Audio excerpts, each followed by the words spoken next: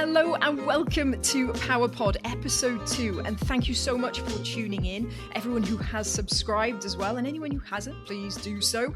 And also thank you so much for your lovely messages. We have literally been contacted by people around the world, which is just so awesome to have your support. So good morning, Nick. How are we feeling? Good morning. How are you? I'm good.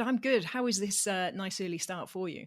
Yes, for anyone who's listening, we didn't touch on this in our opening episode, but the weekly time that we are recording is 6:30 a.m. I'm not a morning person, but producer Caleb's already been to the gym. This is usual for Philippa with a young family, and This is new, but hey, what a week! What an amazing week! Having launched the PowerPod, a decent chunk of people have listened. Thank you so much. If you press the subscribe button as well, even better. We've had some lovely messages from people, and it seems instincts were right, Phil. People want a bit more about the PWR, and looking forward to bringing it over the course of the season. Awesome. And haven't we got so much to talk about after an awesome round one? It kicked off with Saracens welcoming Trailfinders women to North London. Whilst on the other side of the capital, Quins welcomed Susie Appleby's Exeter for a bit of a tight encounter. Then Loughborough and Gloucester Hartpury were at home with the Bears, and the Tigers travelling to Northampton and Gloucester respectively. Yeah, a weekend where there were 3 hat-tricks by an impressive Vicky Laughlin, albeit in a losing cause at Saracens, while Bristol were their best with Renika Bonner and Millie David also scoring 3 each. But, the nature of the pod is that we might get some headlines every now and then. And we've got a bit of breaking news, haven't we, Phil? We have, yeah. One that was, a bit of a surprise to me. Belinda Moore has departed the PWR. So Belinda Moore being the CEO. Yeah, she certainly has. The PWR board are going to be stepping up. Claire Rogue and Kelly Simmons, they were already involved in some areas. Chair Genevieve Shaw is going to take on a few more responsibilities. There was a small statement. I mean, it basically just says, has chosen to step away at this time, and so I think that's raised a few eyebrows. We are a matter of 2-3 days into the new season, but. I guess, it's certainly a line I got out of PWR as well. There may not be a good time, but it does seem slightly curious timing. I think, it's worth mentioning that while the Premier 15s existed since 2017, this was a completely new, fresh start for a new independent company outside of the RFU. So I think the nature of startup energy and having to get a company going has, it takes a lot, Phil.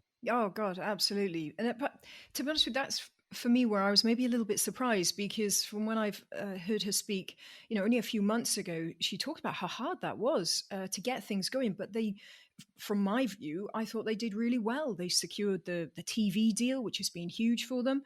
I love that campaign they put in place, the Power Differently. You can still see that now, where they're, highlighting that some of these women in the league are working full-time jobs, and some amazing variety of jobs out there. And yet they're still absolutely killing it on the pitch as well. So I was a little surprised. I thought and hoped there was more to come, but that's her decision. And like you say, there's some good people in place now to step up.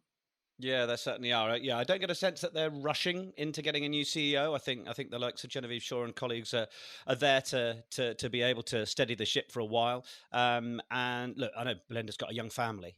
She's one of those she'll have already been up an hour before we were recording this morning, going to the gym. She has an unbelievable schedule, and you just wonder how much that takes its toll after a couple of years of slogging away. But we certainly wish Belinda the best. Belinda Moore, Belinda not anymore. Trademark Caleb. But yes. So we move through that little bit of news this week. Now then, round one, shall we have a little look back, and then we can run through the fixtures that are coming up in round 2. We've also had a couple of you getting in touch with us on the power line, and we've got some other little bits of reaction for you as well.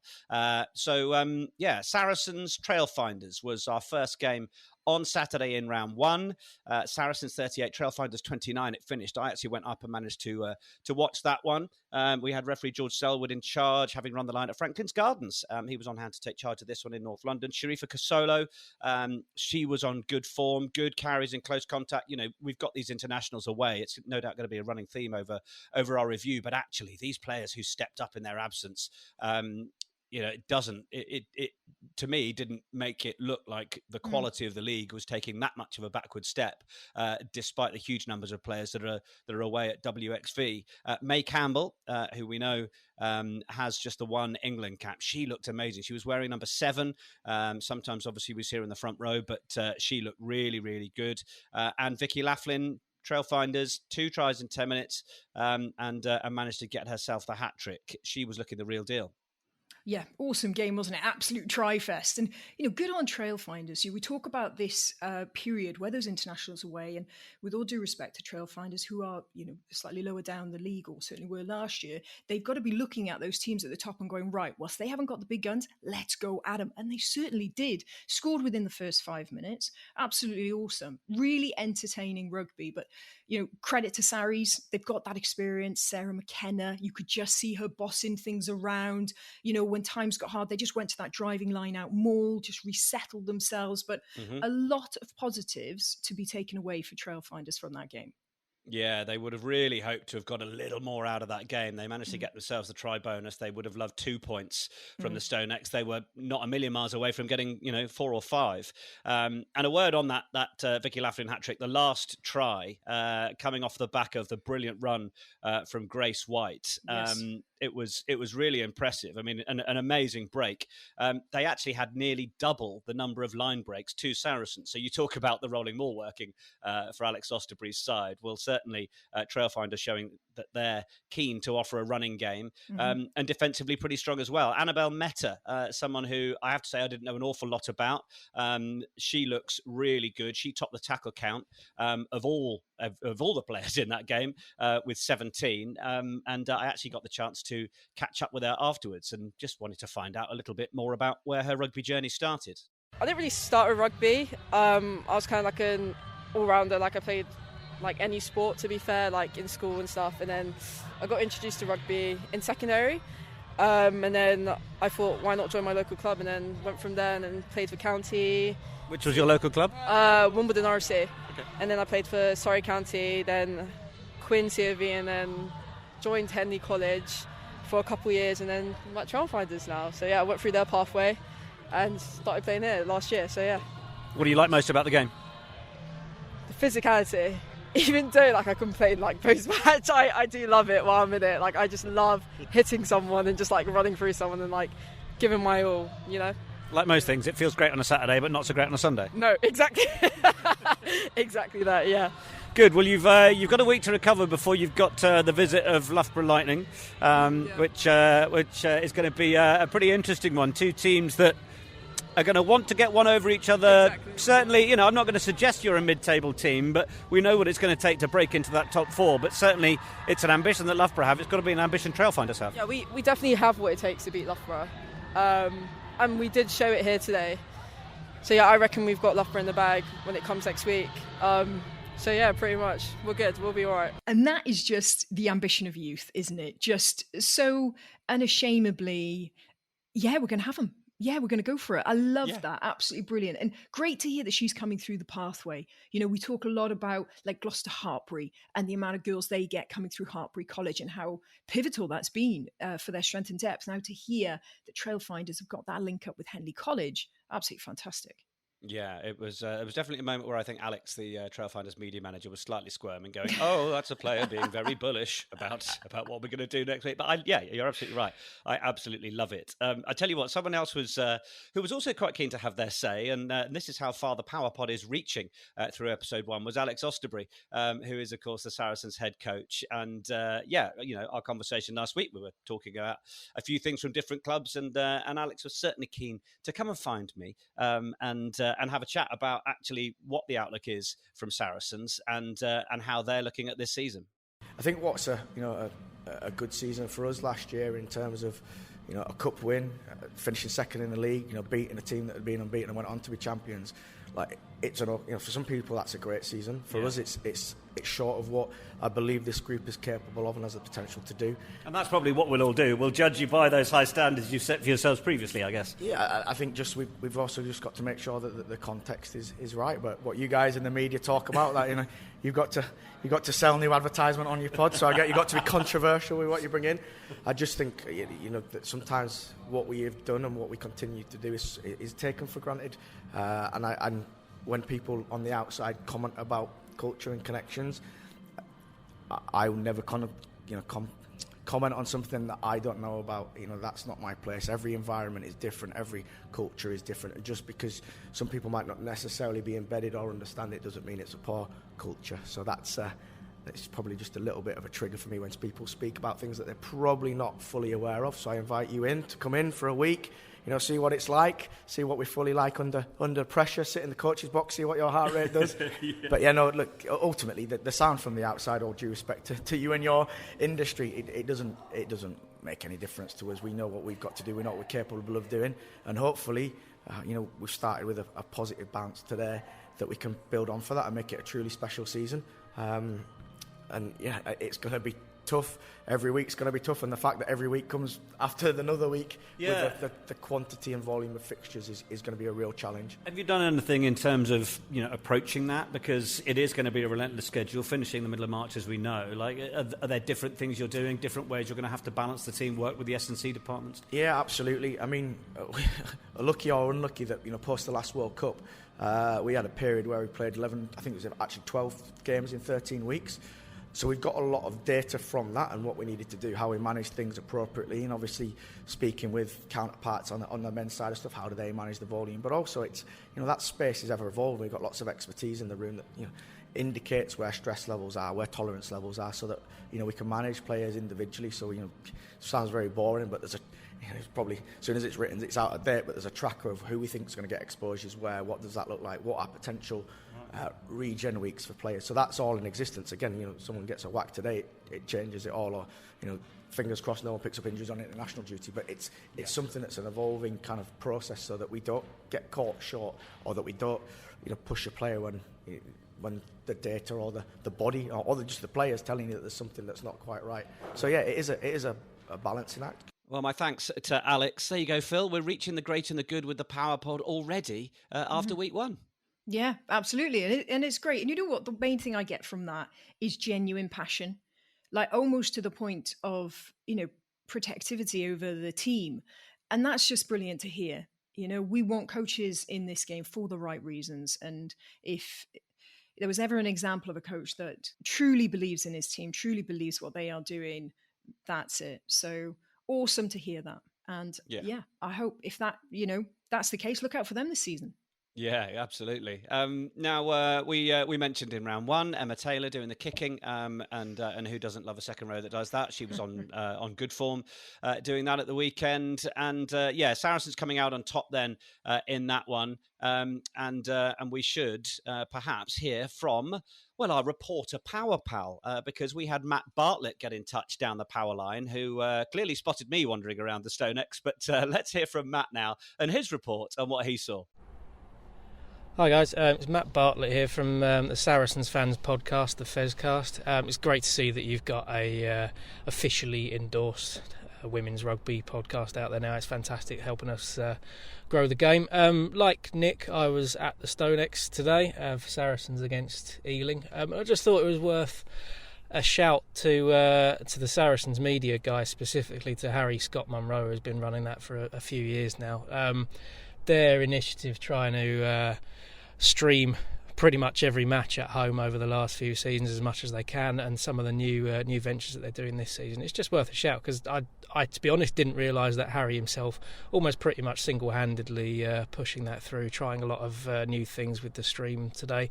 He's possibly the fastest moving person at the Stonex on a match day, including most of the players actually, so he takes on a huge amount of work, and he's right at the centre of a lot of the good work that the Saracens are doing, pushing the women's team. So I thought it's just definitely worth a shout for his work and the media team's work there, just trying to look at that stream.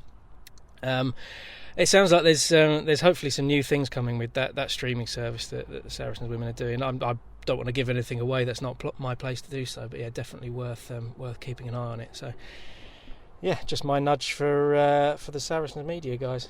Thanks for what you're doing, and yeah, all the best. Well, thank you so much, Matt. And shout out to the Fezcast and all things Saracens. And of course, to our friend Harry Scott Monroe, who's getting all the praise there. Matt also teasing us with bigger things to come. I am intrigued as to what that's going to be. Oh, keeping us in suspense. Love it. Okay, let's move on to the next one. From a Tri-Fest to a bit of an arm wrestle where we saw Harlequins take on Exeter's. Harlequins 7, Exeter Chiefs 8. So we've got another power pal, another reporter, Tom Sims. Let's hear what he's got to say. Exeter Chiefs with the win 8-7. A day for the defence, really. I think plenty of running metres by both sides, but probably plenty more tackles by both sides. It was a good day. Late scrum dominance from Exeter and plenty of penalties won them the day. Early season, both sides shorn of internationals. But a good run out for both sides.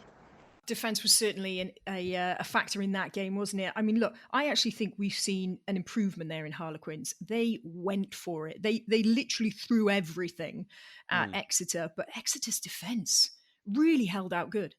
Yeah, it was an impressive defensive performance. Those tackles, I mean, Tom Sims has nailed it in terms of a report there. Mm-hmm.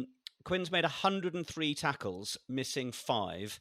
Chiefs made 231 tackles, missing 29. I mean, if you're going to make that many more, you're probably going to miss a few more. Yeah. A shout for the Chiefs tight 5. Demi Swan made 20, Clara Nielsen 10, Flo Long made 19, Poppy Leach made 21, Neve Orchard made 27 tackles in one game, and a shout for Maisie Allen, who made 26. So, yeah, absolutely incredible.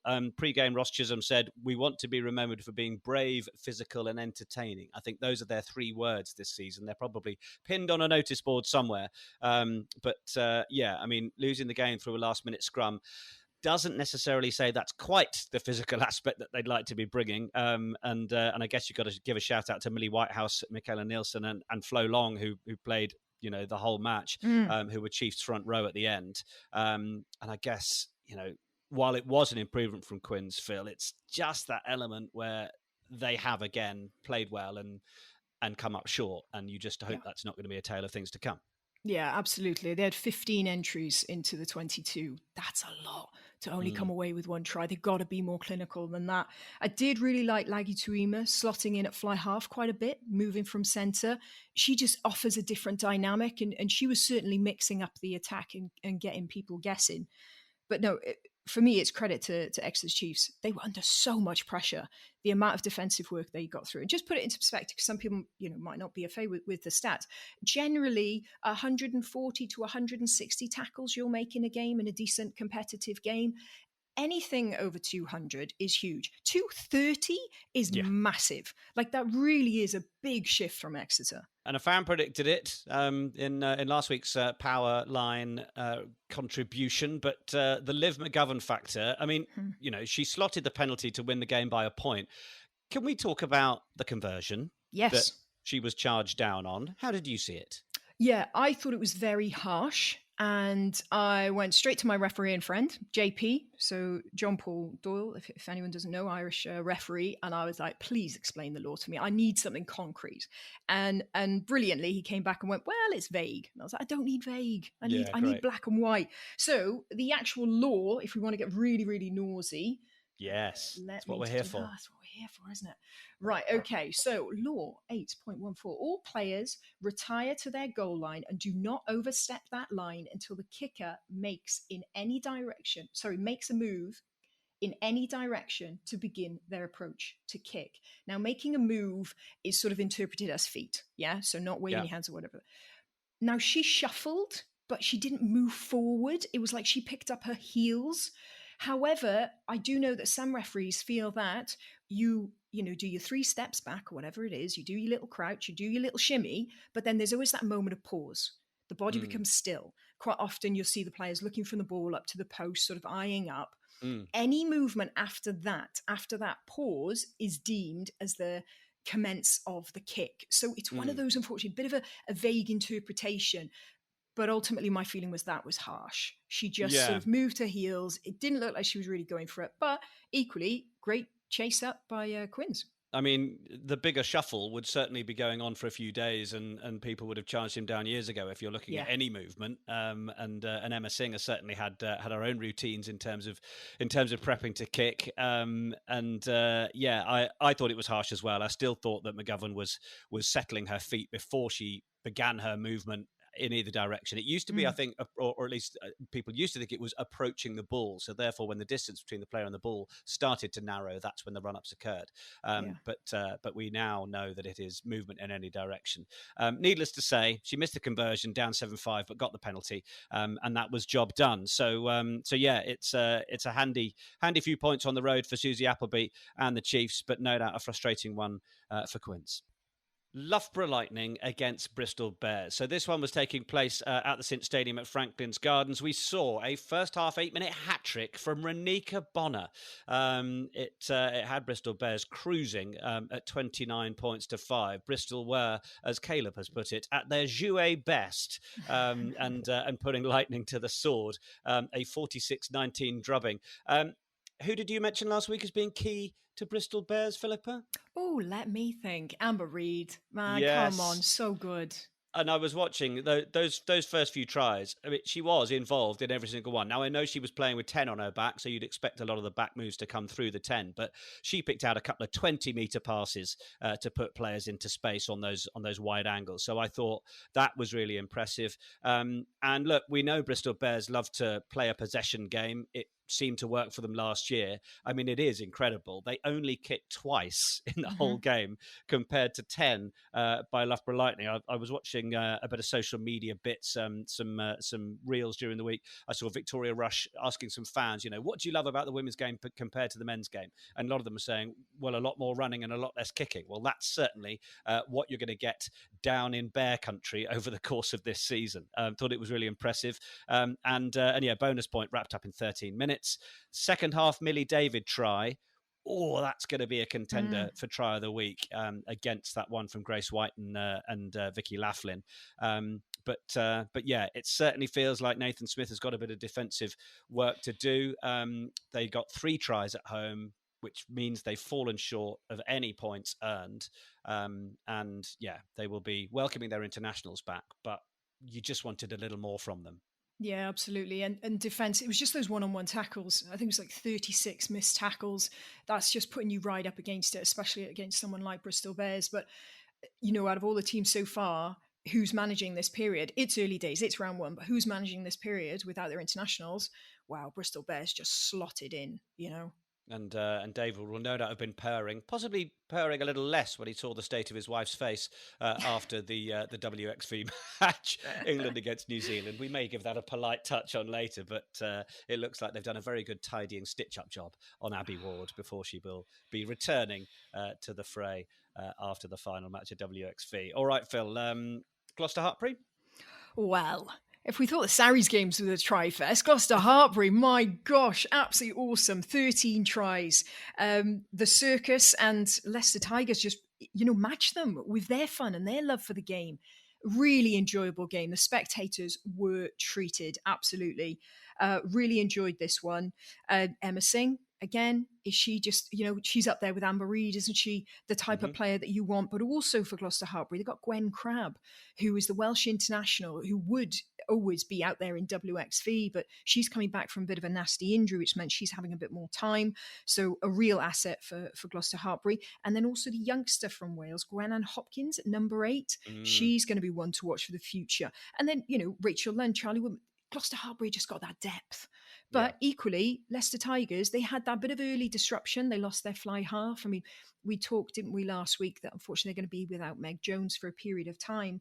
So Natasha Jones was going to step in at fly half. She got pulled out. So Sarah Nicholas had to come in. And fair play, she steadied the ship. So to go, away to Gloucester Hartpury, but again, like Trailfinders, just going for it. Awesome to see. Yeah, and I actually want to give a shout out to Jordan Russell, who I thought was just absolutely brilliant, and I'm really looking forward to seeing more of what she's got to bring. And can we have a mention for Zainab Alema, scoring on her debut? She makes the journey up to Tigers 3 times a week to train. She's a mum of 3. She's been all over the socials supporting the women's game and also chronicling her journey. She's known as the bulldozer, and first hijabi Muslim to score a try, to play a match even in PWR. And for me, that's, if you can't see it, you can't be it. True inspiration. And I thought she played really well. She absolutely deserved her place there and absolutely performed with the cameras in town. I loved it.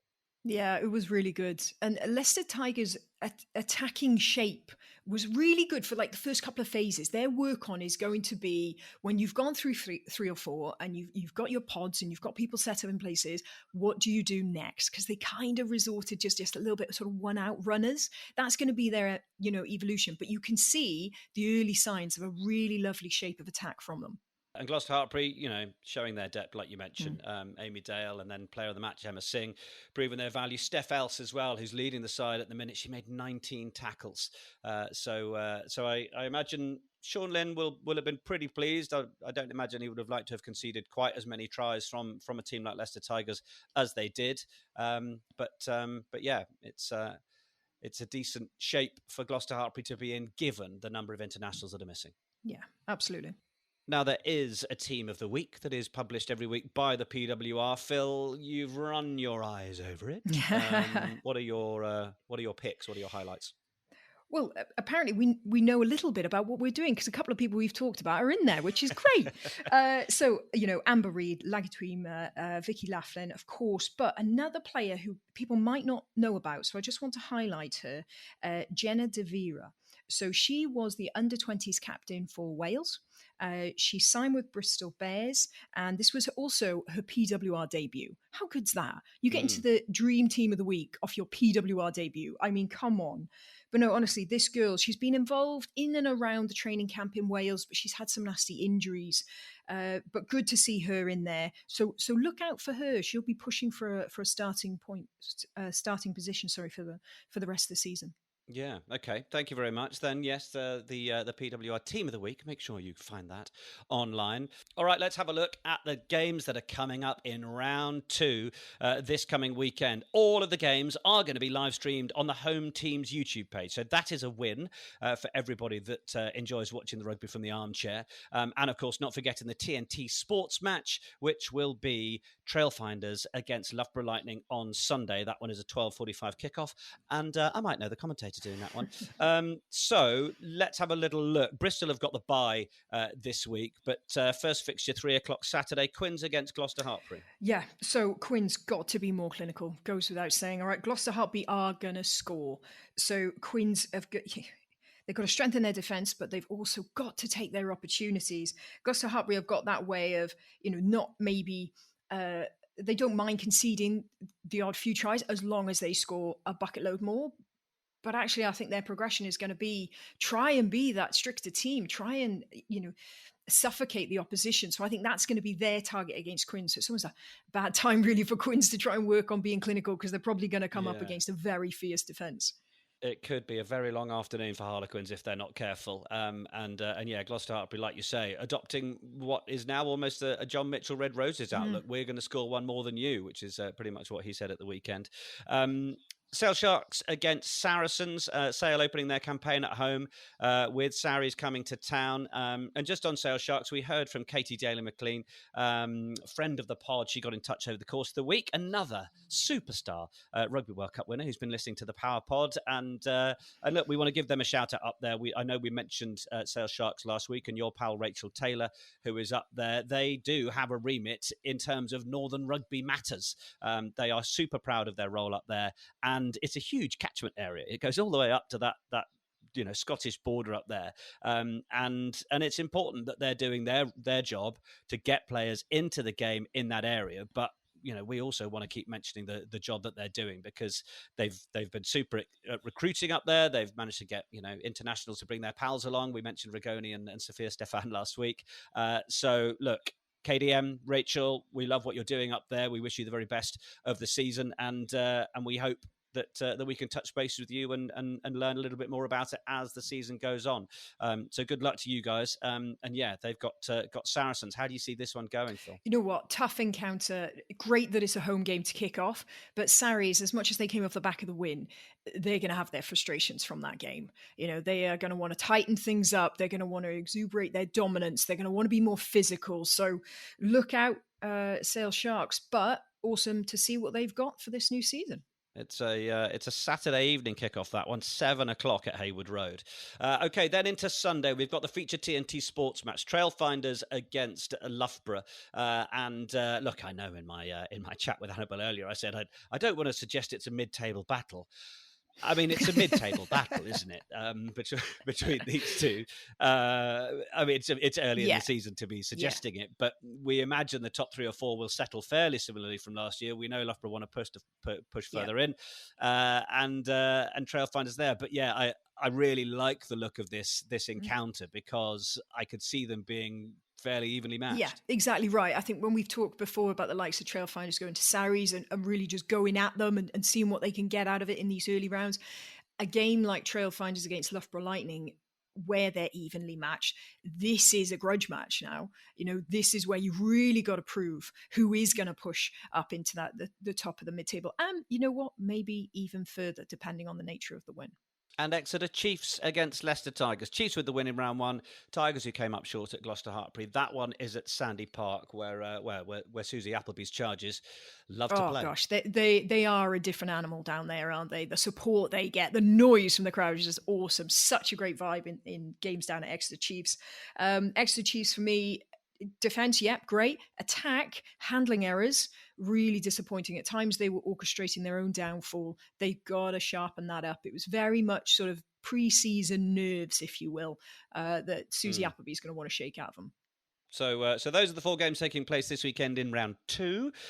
Needless to say that with the points that Gloucester Hartpury scored at home, they put themselves to the top of the table where they finished last season. Depending on how things go on their visit to London this weekend, they could well find themselves sitting pretty again at the top after round 2. We shall wait and see.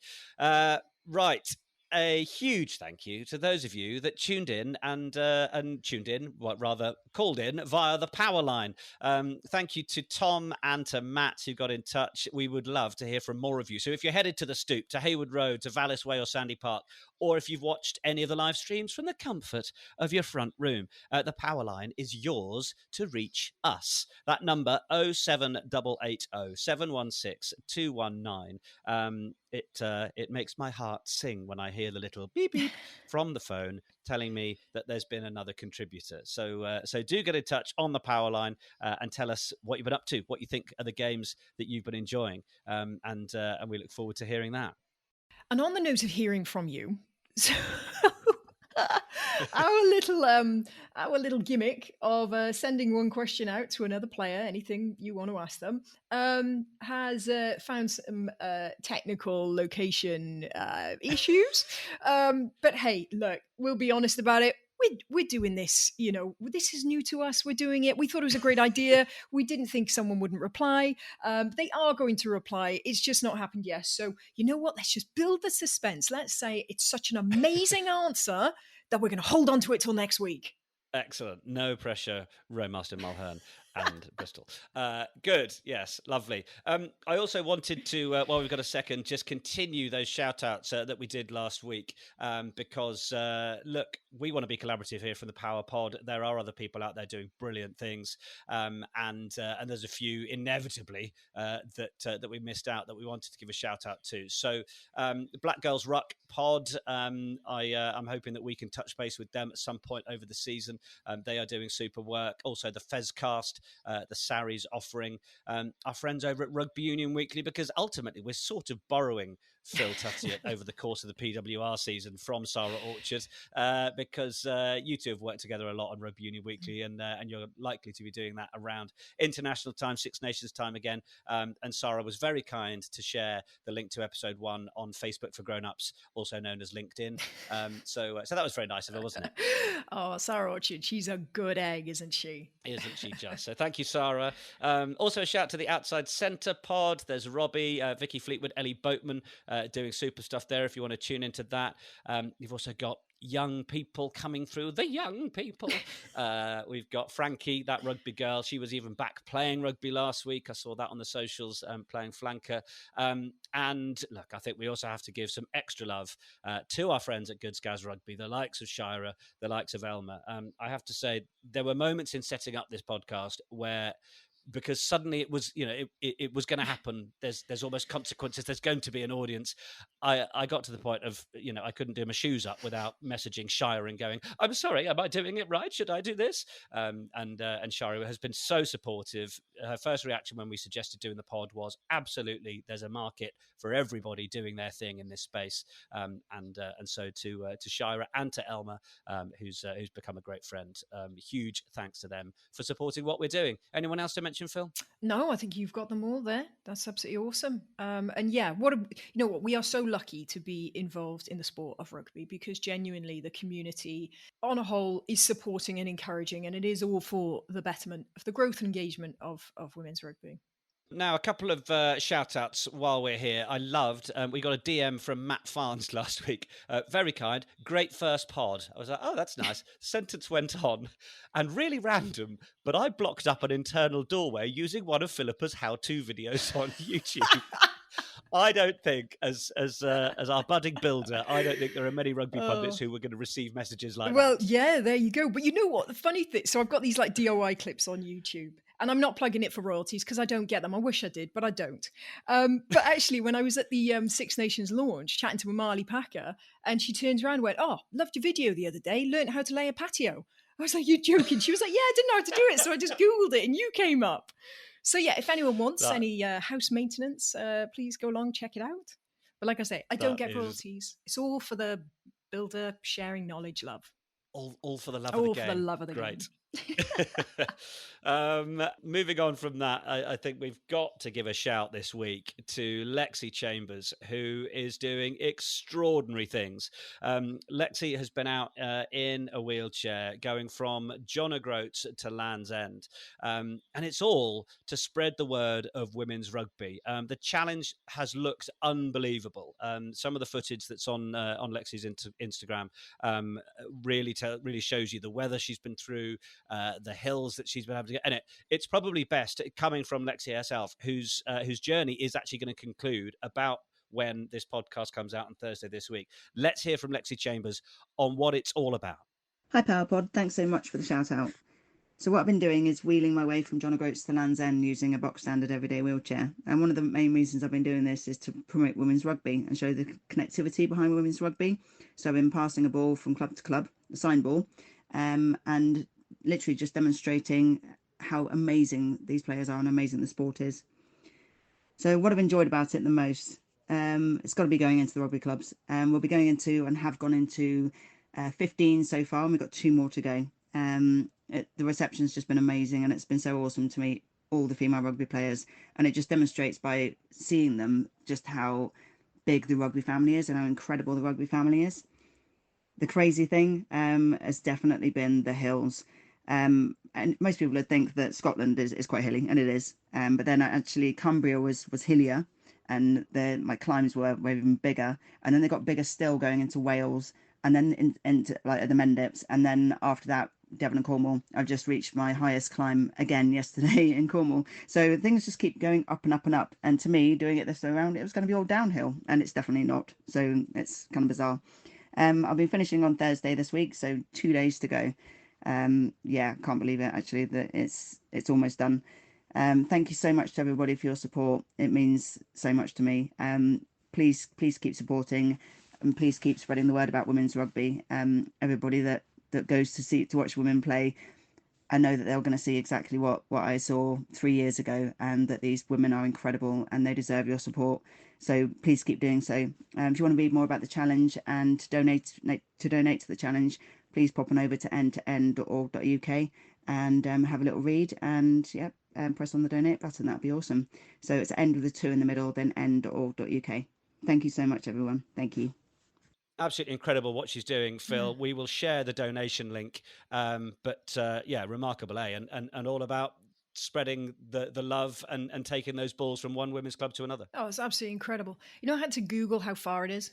837 miles. I mean, you hear people doing it on a bike, and that's insane, but that's a bike. That's not a wheelchair.